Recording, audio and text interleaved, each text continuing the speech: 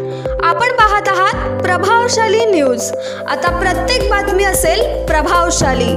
नमस्कार, आपण पाहता प्रभावशाली न्यूज। तर आज मी लोकमान्य टिळक टर्मिनसच्या बाहेर आहे आणि इथेच काल एक मुंबई पोलीस आणि RPF रेल्वे RPF आणि GRPF यांच्या माध्यमातून गुटखा ह्या अंमली पदार्थावरती मोठी कारवाई करण्यात आलेली होती आणि हे निदर्शनात आणून देण्यासाठी भाजपचे युवा मोर्चाचे उपाध्यक्ष अक्षय निकालजे यांनी जसं यांना माहिती मिळाल्यास यांनी त्वरित पोलिसांना ह्या गोष्टीबद्दल संपर्क साधला आणि कळवलं। त्यानंतर पोलिसांनी कुठेतरी त्या रचून त्यांना ताब्यात घेण्यात आलं आणि मालाची तपासणी करण्यात आल्यानंतर कळालं की ह्याच्यात अंमली पदार्थ आढळून आलेले होते आणि अशामध्ये एकीकडे महाराष्ट्रामध्ये गुटखा बंदी असताना अशा प्रकारे सर्राटपणे गुटखा विक्रेती होते आणि हे जे माफिया आहेत, जे गुटखा माफिया आहेत, जे गुटखा कुठेतरी विक्रेती करतायत, ह्याच्यावरती आळा बसण्यासाठी अक्षय निकालजे युवा मोर्चाचे उपाध्यक्ष अक्षय निकालजे यांनी आपल्या ह्या मोहिमेला त्यांनी हाती घेतलेलं आहे आणि नक्कीच माफिया लोकांनाही त्यांनी आवाहन केलेलं आहे की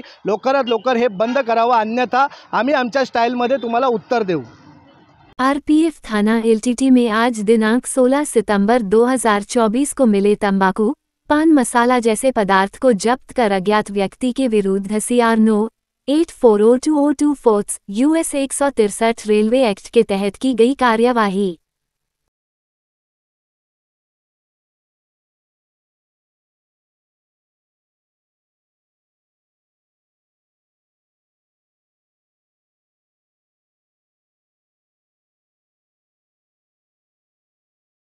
नक्कीच काल रेल्वे पोलीस आणि city police Tilaknagar police station यांनी एक जॉईंटमध्ये आपल्या लोकमान्य टिळक टर्मिनसवर भारी मात्रामध्ये गुटखा जमा केलेला आहे।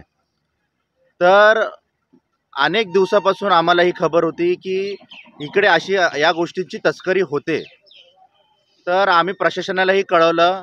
प्रशासनाने नेमकी एका चांगल्या पद्धतीने तिकडे आळा घालण्यासाठी एक ट्रॅप बसवला आणि त्या माध्यमातून हे जेवढा मोठा रॅकेट होता हा गुटखाचा तो उधळून लावला। हा जो पॅकेज आहे हा जो गुटखाचा कन्साइनमेंट आहे तो शहागंजवरून लोकमान्य टिळक टर्मिनसला परवा रात्री आला। सकाळी आम्हाला जेव्हा माहिती पडलं की असं कन्साइनमेंट गुटख्याचा इकडे उतरलेला आहे, तर आम्ही टिळकनगर पोलीस स्टेशनचे सगळे सहकारी या पोलीस निरीक्षक सगळ्यांनी मिळून तो माल ताब्यात घेण्यात आला। दुसऱ्यांदा आम्हाला परत माहिती पडलं की रात्री अशा प्रकारे परत माल येतोय। त्याच दिवशी काल सकाळी एक आम्ही कन्साइनमेंट आमच्या हाती लागला आणि संध्याकाळी परत रात्री कमायनी एक्सप्रेसमध्ये पुन्हा एकदा कन्साइनमेंट येणार आहे त्याची माहिती पडली। आम्ही RPFची टीम, GRPFची टीम आणि आम्ही भारतीय जनता पार्टीचे युवा मोर्चाचे सगळे पदाधिकारी त्या जागेवर पोचलो आणि त्या मालामध्ये नक्कीच आम्ही खोलल्यानंतर भारी मात्रामध्ये तंबाखू या गुटख्याचे पदार्थ भेटले। असं बघायला गेलं तर असे 2-4 व्यक्तीमुळे हे मोठा ड्रग्सचा व्यापार इकडे भारी मात्रामध्ये LTTवर चालू आहे आणि ह्याला उधळून लावण्यासाठी जी काय भारतीय जनता पार्टीला आणि आम्हाला ॲज अ स्थानिक जी काय मदत लागेल ते आम्ही नक्कीच इकडे करू। नशेला आळा घालण्यासाठी अनेक जण प्रयत्नशील आहेत, कारण की नशेमुळे युवा आज कुठेतरी वेगळ्या दिशेला आहेत। लहान मुलं या नशेचे ॲडिक्ट झालेले आहेत। कुठेतरी या नशेला आळा बसावा म्हणून प्रयत्न सर्वच जण करतात, पण अशामध्ये सर्राटपणे ह्या गोष्टी होत आहेत। तर ह्याच्यावर आळा बसणं गरजेचं असं वाटतं का?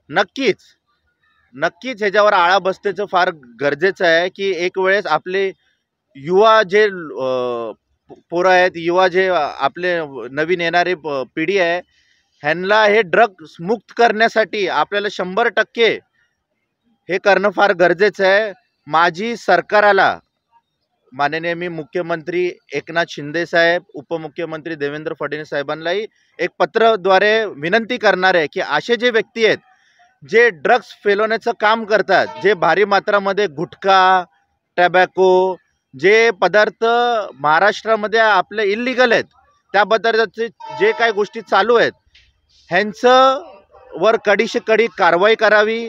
सतत मी रेल्वे प्रशासनाला पण विनंती करणारे अशा लोकांची इकडून हकलपट्टी करण्यात यावी आणि ह्या लोकांना इकडे पुढे अशा पद्धती बुकिंग या इकडे दिसता कामा नये अशी विनंती करणार आहे.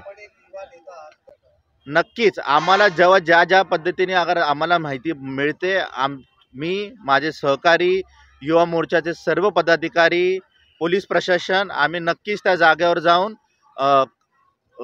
कारवाई करतो आणि त्या पद्धतीने ह्या आळा घालण्यासाठी मोठ्यानं मोठं योगदान देतो.